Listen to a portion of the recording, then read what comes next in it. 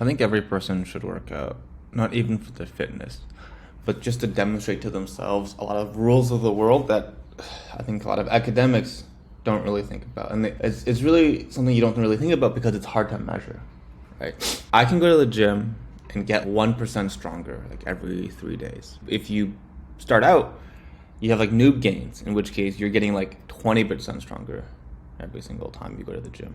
That's why things like strong lifts work so well.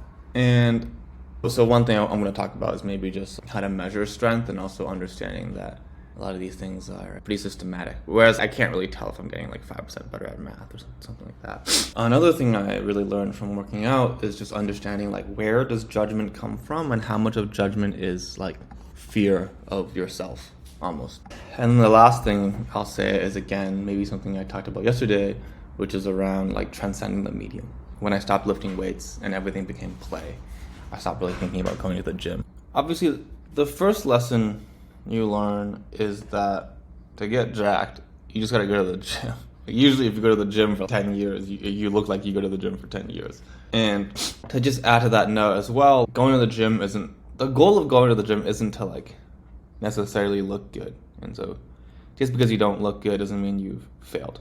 I think the point of going to the gym or doing activities is two-part. There is a physical aspect, a mental aspect, and a social aspect. The physical aspect is, now that I'm someone who's much more active, I think I recognize that going to the gym is about moving and feeling well. In the mental aspect, one thing I learned about going to the gym as well was that it was the case that I forget where this came from, but for the same cross-sectional area of muscle, the maximum force output is the same if you attach like electrodes to it. But that doesn't mean a human can actually actualize that power, which is to say that what you're capable of versus what you're mentally allowing your body to be capable of are two massively different things. And like Olympic weightlifters are known to be those who have like the most ability to activate all their musculature. But generally it's the idea that, yeah, like being strong, sure, is about being big and like moving well. But a lot of being strong are actually neurological adaptations and not physiological adaptations. And the last thing, the social aspect, I think is just important for like people to do things that are hard, that tire you, in a way that makes you not tired of each other, but tired from the work. And when you're tired from the work, the recovery itself is also a social aspect, right? If I do meetings all day, I don't necessarily recharge by doing more meetings. If anything, I become tired of people. Whereas when you do like group sports, group activities, or even work out together, the recovery is a recovery of the group versus the recovery of the individual. And I also find that just super interesting. And then another thing, I'm not editing this video, fuck it.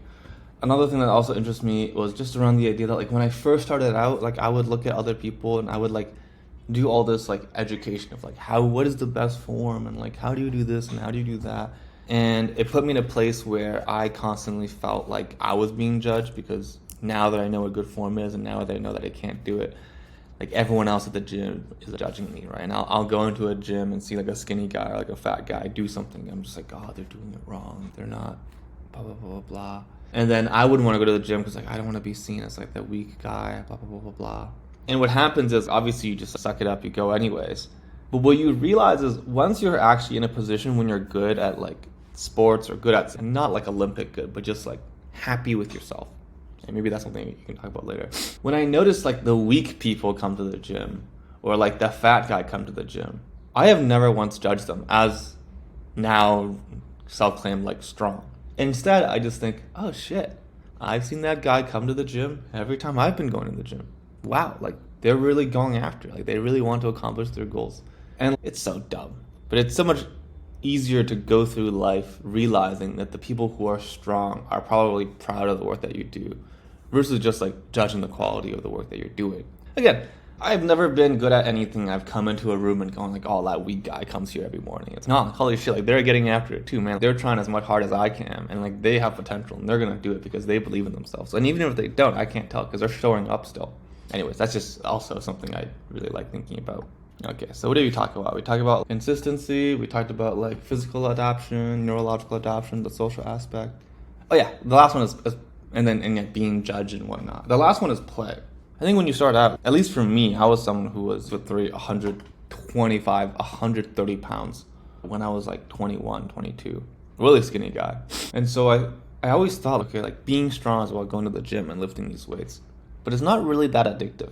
What really made a big shift in the way that I become strong, for some definition, was when I started thinking about things like play. When I started doing things like rock climbing, things like jujitsu, things like swimming, it was just fun. And finding that fun is super valuable, because now if I do jujitsu, I just do it until my body dies. Like when I do rock climbing, like jujitsu, like I would do both of those sports like 3 hours, 4 hours a day, maybe like 3 to 4 days a week, depending on like how addicted I was to the activity. And when you just love these things, you get the body you deserve. And when you don't love these things, you also get the body you deserve. I don't really work out much in the past year, and like I've gotten a little bit smaller and whatnot. And part of me also recognizes that like that's not a bad thing. I get the body I deserve, and this is the body I deserve. I'm like mostly sitting down and like working every day. That's just is where it is. And being able to accept that too is great, because I know whenever I start back up, I'll just start back up. It's really that simple.